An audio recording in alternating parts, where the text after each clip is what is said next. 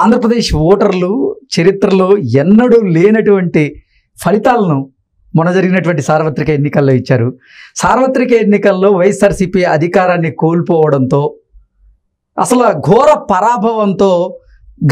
పరాభవాన్ని చవిచూసినటువంటి నేపథ్యంలోనే జగన్మోహన్ రెడ్డి అవమాన భారంతో అసలు ఆంధ్రప్రదేశ్లో ఉండకుండా ఆయన బెంగళూరుకు వెళ్ళిపోయారు అనేటువంటి వార్తలు వస్తూ ఉన్నాయి. నిజంగా ఏంటి రానున్న రోజుల్లో జగన్మోహన్ రెడ్డి అసలు ఎక్కడుండేటువంటి అవకాశం ఉంది? ఆంధ్రప్రదేశ్లోనే ఉంటాడా, లేదంటే బెంగళూరు వరకే పరిమితమయ్యి బెంగళూరు నుంచే రాజకీయాలు చేయబోతున్నాడా అంటే ఏం చెప్తారు? ఇప్పుడు మనం పార్టీ ప్రతినిధిగా, ఎంపీ ప్రతినిధిగా, లేకపోతే మనం చర్చించుకోవడం కాదు, ఆ పార్టీలో ఉన్న వ్యక్తులే చర్చించుకుంటున్నారు ఆ విషయాన్ని. ఎందుకు అనంటే ప్రజాహిత కార్యక్రమాలు మనం చేయట్లేదు అని ఒకరిద్దరు ఎవరైనా పాజిటివ్ గా చెప్పాలని ప్రయత్నం చేసినా అని యాక్సెప్ట్ చేయలేని సందర్భాలు ఉన్నాయి. వారు ఈ రోజు వాళ్ళ కార్యకర్తల దగ్గర, వాళ్ళ ప్రజల దగ్గర, వచ్చేవారి దగ్గరకు చెప్తున్నారు ఆ విషయాన్ని. ఈ రోజు మాకు ఎంతో కొంత పరపతి ఉండేది గ్రామీణ ప్రాంతాల్లో, లేకపోతే గతంలో కాంగ్రెస్ పార్టీలు చేసేవాళ్ళము, లేకపోతే ఇతర పార్టీలు చేసినప్పుడు కొంతమంది ఉన్నారు కదా, టీడీపీలు చేసేవాళ్ళు, కొంతమంది మంత్రులు కూడా చేసిన ఉన్నారు, ఆ పార్టీలో ఉన్నారు. ఆ పరపతితో కొద్దిగా గౌరవం ఉండేది. ఇందులోకి వచ్చి మొత్తం మునిగిపోయాం. ఇప్పుడు కనీసం అసలు మా ప్రాంతాల్లో గౌరవం లేకుండా పోయింది అనే ఒక చర్చ వాళ్ళ నుంచి స్టార్ట్ అయింది. మనం కొత్తగా చెప్పాల్సిన పనిలే. వాళ్ళే ఇప్పుడు ఈ రోజు ఏ పార్టీలోకి వెళ్తే బెటర్, బీజేపీలోకి వెళ్దామా, ఇతర పార్టీలోకి వెళ్దాం, తెలుగుదేశంలోకి వద్దామా, లేకపోతే ఇతర జనసేనలోకి వెళ్దామా, లేకపోతే ఇతర పార్టీ కాంగ్రెస్ పార్టీలోకి గతంలో ఉన్నాం, కాంగ్రెస్ పార్టీలోకి వెళ్దామని దారులు ఎత్తుక్కున్న పరిస్థితి ఎందుకు వచ్చిందంటే నాయకుడి పట్ల ప్రజలు రిజెక్ట్ చేసిన విషయాన్ని వాళ్ళే యాక్సెప్ట్ చేస్తున్నారు. అందుకు ఆ నాయకుడు అనేది వాళ్ళు ఆల్రెడీ గతంలో కూడా మనం చెప్పాం. మనం కూడా గతంలో కూడా మేము ఉత్తరాంధ్రలో విశాఖపట్నం మీ ప్రమాణ సేకరణ చేస్తున్నాం 9వ తారీఖున డిసైడ్ చేశారు. హోటల్స్ బుక్ అయిపోయి లేకపోతే ఫ్లైట్ టికెట్స్ లేవు అని ఒక ఐపీ ఇచ్చారు. నేను ఆ రోజు ప్రెస్ మీట్ పెట్టి చెప్పాను, రిజల్ట్ రాలేదు అప్పుడు. విశాఖపట్నంలో పార్టీ కేంద్ర కార్యాలయంలో కూర్చుని పెట్టి నేను ప్రెస్ మీట్ పెట్టి చెప్పాను సోదరులకి, బాబు ఇది ప్రజా తీర్పు, చంద్రబాబు నాయుడు గారికి ముఖ్యమంత్రి చేయాలని ప్రజలందరూ కోరుకుంటున్నారు, ఇది క్లీన్ స్వీప్ అవబోతుంది. క్లీన్ స్వీప్ అంటే ఒక గెలుపు అనేది సాధారణంగా 5,000 కాదు, ఊహించిన విధంగా ఫలితాలు రాబోతున్నాయి. ఉత్తరాంధ్రలో 2 సీట్లు అరకు పార్లమెంట్ లో డిస్టర్బెన్స్, అది కూడా తక్కువ ఓట్లతో పోవచ్చు, మిగతావన్నీ కూడా క్లీన్ స్వీప్ అవబోతున్నాయి. పార్లమెంట్ 4 గెలుస్తున్నాం, 5-1 అరకు పార్లమెంట్ అటు ఇటు ఉంటది అని ఆ రోజు చెప్పా. ఉత్తరాంధ్ర ఫలితాలు. అసలు జగన్మోహన్ రెడ్డి ఇంత ఘోర పరాభవానికి కారణం ఏంటి? కేవలం 11 స్థానాల్లో మాత్రమే గెలవడానికి కారణం ఏంటి అంటే ఏం చెప్తారన్నా? ఇది ఇండికేషన్ అన్న, ఒక అహంకారానికి, నియంతకి ఇచ్చే ఫలితాలు ఇవి. ప్రజలు గొప్పవాళ్ళు, తెలివైన వాళ్ళు. ప్రజల తీర్పు అనేది చాలా, ఈరోజు మనం ఆంధ్రప్రదేశ్ ప్రజాన్ని మనం ఒక కేస్ స్టడీకి తీసుకోవాలి.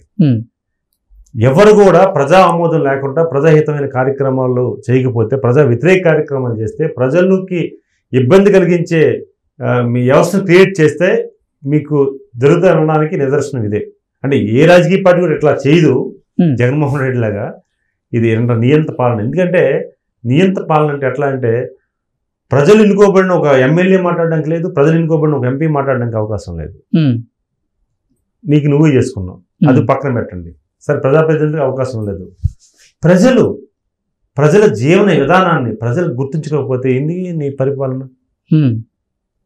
నువ్వు ఏదైతే తాడేపల్లి ప్యాలెస్ ఉందో ప్యాలెస్ మీద కూడా నడడానికి అవకాశం లేక నువ్వు కట్టడి చేసి, ఈరోజు చూడండి ఎంత ఒక సామాన్య సైకిల్ మీద కూడా వెళ్ళే పరిస్థితి వచ్చింది చంద్రబాబు నాయుడు పరిపాలన అయిన తర్వాత. నువ్వు ఓకే, ఒక ముఖ్యమంత్రిగా నీ పరిధి ఉంటుంది, నువ్వు ముఖ్యమంత్రిగా నీకు చట్టం ఉంటుంది, నీకు ఒక పరిధి ఉంటుంది, నీకు ఒక సెక్యూరిటీ అవసరమే, కాదని లేదు. కానీ ఏంటి ఆ సెక్యూరిటీ వ్యవస్థ ఏంటి? మొత్తం అంతా దారులు మూయించి అట్లా చేయడం అనేది. అందుకు ప్రజలు ఏంటంటే ఎట్టి పరిస్థితుల్లో కూడా ఈ ఎలక్షనే కాదు, భవిష్యత్ ఎలక్షన్ కూడా జగన్మోహన్ రెడ్డి చూడకూడదని ఇండికేషన్ ప్రజా తీర్పు ఇచ్చారనమాట. అని మేము భవిష్యత్తులో కూడా మేము మద్దతు అనేది ఇండికేషన్. అంటే జగన్మోహన్ రెడ్డిని మినహాయిస్తే ఇంకా వైఎస్ఆర్సీపీలో 10 మంది ఎమ్మెల్యేలు మాత్రమే ఉన్నారు. ఈ 10 మంది ఎమ్మెల్యేలలో కూడా 7 టీడీపీ అధినేత నారా చంద్రబాబు గారితో టచ్లోకి వెళ్ళారు అంటూ కొన్ని వార్తలు వస్తున్నాయి. ఏంటన్నా నిజంగా చంద్రబాబు గారితో ఆ ఎమ్మెల్యేలు టచ్లోకి వచ్చారా? ఇప్పుడు వారు వైసీపీని వీడి టీడీపీలోకి రాబోతున్నారా అంటే ఏం చెప్తారు? అంటే మనకి ఇప్పుడేమి వాళ్ళ సహాయం మనకు అవసరం లేదు. ఎన్డీఏ కూటమి అద్భుతమైన రిజల్ట్స్, ఇటు పవన్ కళ్యాణ్ గారు అవ్వచ్చు, బీజేపీ నాయకత్వం అవ్వచ్చు, చంద్రబాబు నాయుడు గారు అవ్వచ్చు, తెలుగుదేశం పార్టీ నాయకత్వం అవ్వచ్చు, అందరూ కూడా చాలా ఎనర్జెటిక్ గా ఉన్నారు. ఇప్పుడు వాళ్ళ సహాయం మనకు అవసరం లేదు. మన పరిపాలన ఎలా ఉంటుందంటే, వాళ్ళేదో ఆ నియోజకవర్గంలో వాళ్ళేదో కక్షపూర్వకంగా ఇప్పుడు ఎమ్మెల్యేలు మనం గెలిచాం, ఎంపీలు గెలిచాం, కనీసం సమావేశాలు కూడా పిలిచే సందర్భాలు లేవు. సరే ప్రోటోకాల్ పాటించడం అనేది వాళ్ళకి తెలియదు, వదిలేయండి, దానికోసం పట్టించుకోలేదు.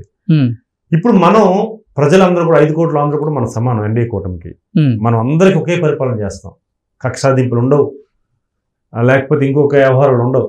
కేవలం ప్రజలు మనం 5 కోట్ల ఆంధ్రులు సమానమైన పరిపాలన చంద్రబాబు నాయుడు చేస్తారు. అది ఎవరు చెప్పినా ఆయన వినరు. ఆయనకు ఉండేది ప్రజలు. ఎలక్షన్ తర్వాత, ఎలక్షన్ బిఫోర్ పార్టీలు వ్యవస్థ, ఎలక్షన్ తర్వాత అందరూ సమానం, ప్రజలకి సేవ చేయాలి. సో అందులో భాగంగా అందరికి వెళ్తాయి. కానీ ఈ వ్యక్తిగతంగా ప్రయోజనం పొందాలని ఒకవేళ ఆలోచనతో పార్టీకి రావాలనుకున్నా పార్టీ నిర్ణయాలు ఇప్పుడు మనకేమి ఇప్పుడు అవసరం లేదు. ఇప్పుడేమి మనకేమీ లేదు. గతంలో కూడా తక్కువ ఉన్నప్పుడు కూడా చంద్రబాబు ఆలోచించలే. వారు ప్రజా ప్రయోజనం కోసం పార్టీ 2014లో మాకు ప్రభుత్వం సాయం కావాలి, ప్రజలకి సేవ చేయాలనుకున్నప్పుడు కొంతమంది చేరారు. అది ఇప్పుడు ఆ చర్చ మనకు అవసరం లేదు. ఇప్పుడు దానికోసం డిస్కషన్ కూడా అవసరం లేదు. ప్రజా ప్రయోజనాలకు సంబంధించి ప్రతి పని కూడా చంద్రబాబు నాయుడు గారు ప్రతిపక్షానికి లేకపోతే స్వపక్షాన్ని చూసే వ్యక్తి కాదు, అందరికీ సమానం చూసే వ్యక్తి. ప్రజా పరిపాలన చేయాలి. మాకు కూడా మన ఎంపీలుగా కూర్చున్నప్పుడు చెప్పారు, మనం ఈ క్షణం నుంచి ప్రజలు ఏం ఆలోచిస్తున్నారో మీరు కేంద్రం నుంచి అదే దిశగా ఆలోచించి మీరు పరిపాలన చేయాలి. ప్రజా హితమే మన హితం తప్ప వ్యక్తిగత హితం మనకు అవసరం లేదని ఆయన చెప్పినప్పుడు ఆ ఇండికేషన్ ఒక కోరడే చాలు. అందుకే 100% అది రన్నింగ్ లో వాళ్ళ టచ్ లోకి వచ్చినా రాకపోయినా అది రన్నింగ్ లో నడుస్తుంటది. ఇప్పుడు చాలా మంది మొన్ననే ఢిల్లీలో చర్చ నడిచింది, బీజేపీలో కొంతమంది ఎంపీలు వైసీపీ ఎంపీలు జాయిన్ అవుతారని. ఎగ్జాక్ట్లీ ఇప్పుడు అదే అడగబోతున్నా. అంటే వైఎస్ఆర్సీపీ రాజ్యసభలో 11 మంది ఎంపీలు ఉన్నారు. వైఎస్ఆర్సీపీకి 11 మంది ఎంపీల బలం ఉంది. అయితే వైఎస్ఆర్సీపీ రాజ్యసభ పక్షాన్ని భారతీయ జనతా పార్టీలో విలీనం చేయబోతున్నారు అంటూ కొన్ని వార్తలు అయితే వస్తూ ఉన్నాయి. ఏంటన్నా నిజంగా ఎన్డీఏలోకి వచ్చేందుకు వైఎస్ఆర్సీపీలో ఉన్నటువంటి రాజ్యసభ ఎంపీలు ప్రయత్నం చేస్తున్నారా, లేదా భారతీయ జనతా పార్టీయే వాళ్ళని లాక్కునేటువంటి ప్రయత్నం చేస్తుందా అంటే ఏం చెప్తారు? ఇప్పుడు భారతీయ జనతా పార్టీ అది అవసరం లేదు. ఎన్డీఏ కూటమి, మేము కానీ జనసేన కానీ తెలుగుదేశం కానీ రెండు కూడా వాళ్ళ కూటమి సభ్యులకి ఆ అవసరం లేదు. వాళ్ళు ప్రయత్నం చేయరు, 100% చేయరు. మేము నమ్ముతున్నాం, విశ్వసిస్తున్నాం. ఎందుకంటే చంద్రబాబు నాయుడు గారి మీద, పవన్ కళ్యాణ్ గారి మీద వాళ్ళు ఒక మార్పు మేము చూస్తున్నాం.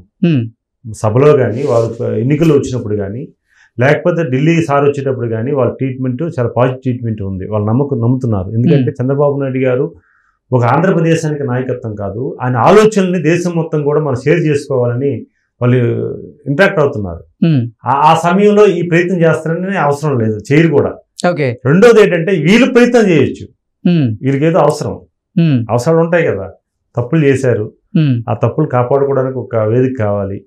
వాళ్ళు ప్రయత్నం చేయడం సహజం ఉంటుంది తప్ప అట్టించి అయితే మా ఇటు పరిస్థితి ఉండదని నేను నమ్ముతున్నాను. అంటే విజయసాయి రెడ్డి గారు అమిత్ షా గారితో రహస్యంగా ఒక భేటీ అయ్యారని, ఇప్పుడు వైఎస్ఆర్సీపీలో ఉన్నటువంటి రాజ్యసభ ఎంపీలు ఎవరైతే ఉన్నారో వాళ్ళందరినీ కూడా భారతీయ జనతా పార్టీలోకి తీసుకొచ్చేందుకు నేను సిద్ధంగా ఉన్నా అంటూ అమిత్ షా గారితో ఆయన ఏదో ఒక డీల్ కుదుర్చుకున్నట్లుగా కూడా కొన్ని వార్తలు అయితే వస్తూ ఉన్నాయి. ఏంటి నిజంగా ఆ రకంగా డీల్ ఏమైనా జరిగిందా? నిజంగా రాజ్యసభ సభ్యులందరూ అంటే వైసీపీకి చెందినటువంటి రాజ్యసభ సభ్యులందరూ కూడా భారతీయ జనతా పార్టీలో చేరబోతున్నారా?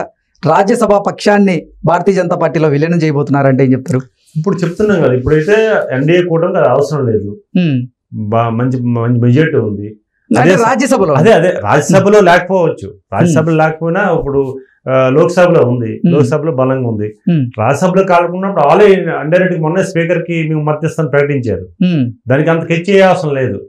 ఆల్రెడీ వాళ్ళు అడగకుండా వాళ్ళు మద్దతిస్తారు వైసీపీ సహజంగా. ఎందుకంటే భయంతో ఉన్నారు.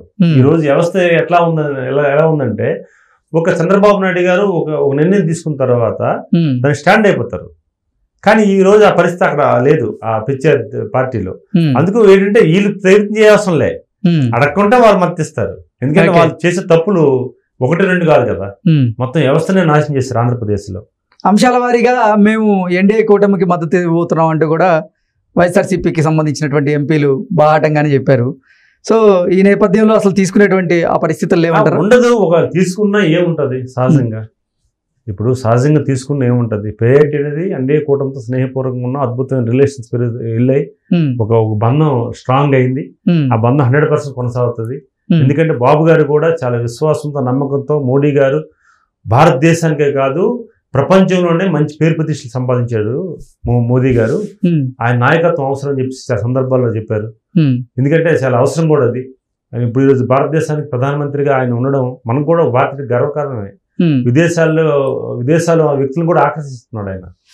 చాలా సందర్భాలు మనం చూసాం, చాలా మంది ప్రధానమంత్రులు మనం చూసాం. ఈ రోజు అలాంటి ప్రధానమంత్రి దొరకడం మన అదృష్టమే. పార్టీ లైన్ కూడా అదే ఉంది. ఈ రోజు వైఎస్ఆర్సీపీకి 4 పార్లమెంట్ సభ్యులు ఉన్నారు. ఆ 4లో 3 ఇప్పుడు భారతీయ జనతా పార్టీతో టచ్లో ఉన్నట్లుగా కూడా కొన్ని వార్తలు వస్తూ ఉన్నాయి. ఏంటి నిజంగా ఆ 3 భారతీయ జనతా పార్టీకి టచ్లో ఉన్నారా? వాళ్ళు చేరబోతున్నారా భారతీయ జనతా పార్టీలో? అంటే ఇప్పుడు అదే చెప్తున్నాం మిత్రమా. ఇప్పుడు నేనేమంటానంటే ఎన్డీఏ కూటమికి అవసరం లే, మంచి మెజార్టీ ఉంది. ఇప్పుడు వాళ్ళకి అవసరం. అవును, ఎవరితో స్నేహం చేయాలి, మేము కాపాడుకోవడం వాళ్ళకి అవసరం. వాళ్ళ ప్రయత్నాలు సహజంగా ఉంటాయి. ఇప్పుడు దాని గురించి మనకు ప్రజెంట్ అవసరం లే. ఎందుకంటానంటే ప్రజెంట్ కావాల్సింది ప్రజా ప్రయోజనాలు, ప్రజల నమ్మకంతో అద్భుతమైన రిజల్ట్ ఈరోజు రాష్ట్ర ప్రగతి కోసం వారు ఇచ్చారు.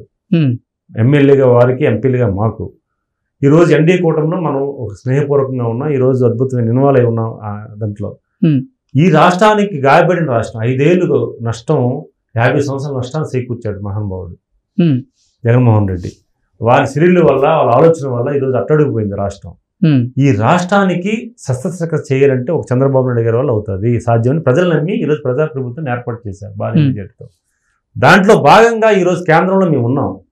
కేంద్రంలో ఉన్నాం కనుక ఆ కేంద్ర నిధులు ఏ రకంగా రాబట్టుకోగలగాలి, ఏ పథకాలు తీసుకురాగలగాలి, ప్రజలకి ఏ రకంగా మన సేవలు అందించాలి, దాని మీద మనం ఫోకస్ పెట్టాలి. కానీ తప్ప ఇప్పుడు మనకు అది చర్చ అవసరం లేదని నా అభిప్రాయం. ఎందుకంటే ప్రజా ఆమోదం, ప్రజలు ఆమోదించే విధంగా పనులు చేయాలి, ప్రజాహితంగా సంబంధించిన వెళ్ళాలనేది మన లైన్. విభజన చట్టంలో ఉన్నటువంటి హామీలన్నింటినీ, అలాగే నిధుల విషయంలో కూడా ఇప్పుడు మోదీ గారు సంపూర్ణంగా చంద్రబాబు గారికి మద్దతు ఇవ్వబోతున్నారా రానున్న రోజుల్లో? అంటే ఏం చెప్తారు? ఇప్పుడు 100% కరెక్ట్. ఇప్పుడు యాక్చువల్గా స్పీకర్, డిప్యూటీ స్పీకర్ కానీ స్పీకర్ కానీ చాలా మంది నేషనల్ మీడియా చాలా మంది మమ్మల్ని అడిగినప్పుడు కూడా వాళ్ళు కూడా ఫోకస్ కూడా ఈరోజు తెలుగుదేశం పార్టీకి వెళ్తుంది అనేది ఒక ఇండికేషన్ ఇచ్చేది నేషనల్ మీడియా. స్పీకర్ పదవి కూడా. అవును, ఎందుకంటే కీలకమైన సమయంలో స్పీకర్ పదవి ఉంటుందండి. ఎందుకంటే మనకు కూడా గతంలో కూడా ఎన్డీఏ కూటమిలో మనం బాలయోగి గారు చేశారు. అవును, చాలా మంది అడిగినప్పుడు మేము అదే చెప్పాం. ఇప్పుడు బాబు గారు కూడా అదే ఉన్నారు, అదే ఆలోచన. మనకు కావాల్సిన పదవులు కాదు, మనకు కావాల్సిన నిధులు, మనకు కావాల్సింది ఒక భరోసా. ఓకే, అంటే ఎన్డీఏ కూటమి ప్రభుత్వంలో ఖచ్చితంగా లోక్సభ స్పీకర్గా టీడీపీకి సంబంధించినటువంటి పార్లమెంట్ సభ్యులే ఉంటారని మొదట కొన్ని వార్తలు వచ్చాయి. తర్వాత డిప్యూటీ స్పీకర్గా అయినా సరే అవకాశం ఉంటుంది అనేటువంటి వార్తలు వచ్చిన నేపథ్యంలో ఏంటి 2 కూడా అవకాశం రాకుండా పోయింది? ఏం జరిగింది? పోవడం అంటే మనం అడిగితే ఇస్తారు, మనం కావాలంటే ఇస్తారు, అది కాదు మన ముఖ్యం. మన కేంద్రంలో 2 మంత్రులు మనం ఉన్నాం ఆల్రెడీ. అదే సమయంలో కేంద్రం నుంచి రావాల్సిన ఒక ఇండికేషన్, ఇప్పుడు చంద్రబాబు నాయుడు గారు కూడా ఒక ఆలోచన వచ్చింది. ప్రతి ఎంపీ కూడా తన ఇంట్రెస్ట్ ఏదైతే ఉందో దాని శాఖలు కూడా కేటాయించి ఒక రోజు ప్రధానమంత్రి గారికి, దాని పార్టీ పెద్దలకి, ఎన్డీఏ కూటమి పెద్దలు కూడా ఉత్తరాలు కూడా రాస్తారు ఆయన. ఈ ఎంపీ ఈ శాఖ సంబంధించి ఏదైతే కేంద్రానికి సంబంధించిన ఎంపీ శాఖలు ఉన్నాయో మన రాష్ట్రానికి కూడా ఉన్న శాఖలు ఉన్నాయి, అనుసంధానం చేసి ఇక్కడున్న మంత్రిత్వంతో మాట్లాడుకొని ఇక్కడ కేంద్రంతో ఏ నిధులు రావాలి, ఏ ఫైల్ ఏ మూవ్మెంట్ ఉంది, ఈ రాష్ట్రం నుంచి ఫైల్ ని పర్యవేక్షణ ఎట్లా ఉందని చెప్పి ఎంపీలు కూడా ఒక శాఖ బాధ్యతలు ఇస్తున్నారు. రేపు ఒక 10-15 రోజులు అది ఫైనలైజ్ అవుతుంది. చాలా కీలకమైన అంశం అది. అంటే చంద్రబాబు నాయుడు గారు ఏ దిశగా ఆలోచిస్తున్నారు చూడండి. అంటే ఒక 2 మంత్రులే కేంద్రం నుంచి పనిభారం పెట్టుకుంటా 16 మంది ఎంపీలకు కూడా ఆ శాఖలు కేటాయించి, ఆ శాఖలకు సంబంధించి మిగతా 14 మందికి కూడా కేటాయించి అది మానిటరింగ్ చేయడానికి, జస్ట్ లైక్ మంత్రిలాగే, మంత్రిత్వ శాఖ లాగే ఆ మంత్రి ఆ శాఖను కేటాయించి మీ మీద కీలకమైనటువంటి చెప్తున్నారు. అది చిన్న విషయం కాదు, అది గతంలో ఎప్పుడు లేదు. అది అవును, ఈసారి కొత్తగా ఆయన ఆలోచన విధానాన్ని అట్లా ప్లాన్ చేసి ఈరోజు ఇస్తున్నారు. మేము కూడా నిర్ణయం మాకు అడిగారు, ఏ శాఖ మీకు ఇంట్రెస్ట్ అంటే నా వరకు నేను అగ్రికల్చర్, యూత్ అండ్ వెల్ఫేర్ అడిగి, స్పోర్ట్స్ అడిగాను, ఇంకేదైనా చేస్తానని చెప్పాను. ఎందుకంటే మనకి రాష్ట్ర ప్రయోజనం ముఖ్యం. మీరు రైతు కుటుంబం నుంచి వచ్చిన వ్యక్తి కాబట్టి మీకు వ్యవసాయ శాఖ అంటే మీకు ఇంట్రెస్ట్ కనుక అడిగాం. అట్లా ఏదైనా పర్లేదు, మనకు కావాల్సింది వాళ్ళు అడిగారు. సార్ ఏంటంటే ఎవరికి ఏ సబ్జెక్ట్ ఇంట్రెస్ట్ అడిగారు, వారు ఏదైతే మనం చేస్తాం. ఎందుకంటే మనకు కావాల్సింది మా 16 మంది ఎంపీలు మేము ఏమనుకున్నామంటే మనకు ముఖ్యంగా నాయకుడు సలహాలు, సూచనలు, వాళ్ళ ఆదేశం మనకు ఇంపార్టెంట్. మన అభిప్రాయం ముఖ్యం కాదు. వారు ఎందుకంటే ఎవరు ఎక్కడ ఉండాలో ఏం చేయాలో వారు తెలుసు కదా. ఈరోజు నన్ను 10-15 మంది ఎంపీలు అడిగారు అభ్యర్థులుగా. అప్పలనాయుడికి ఎందుకు పిలిచేవారు ఇచ్చారు అంటే అప్పలనాయుడు అక్కడికి వెళ్తే బాగుంటది అనేది ఆయన ఆలోచన ఉంటుంది. సో అలాగే మనం కూడా ఏంటంటే ఆ దిశగా వెళ్తున్నాం 100%. దాన్ని సిస్టమేటిక్గా ప్రణాళికబద్ధంగా వెళ్తున్నాం కనుక ఆ ప్రణాళికబద్ధంగా మనం ముందుకు వెళ్ళాలనేది ఆలోచనతో వెళ్తున్నాం.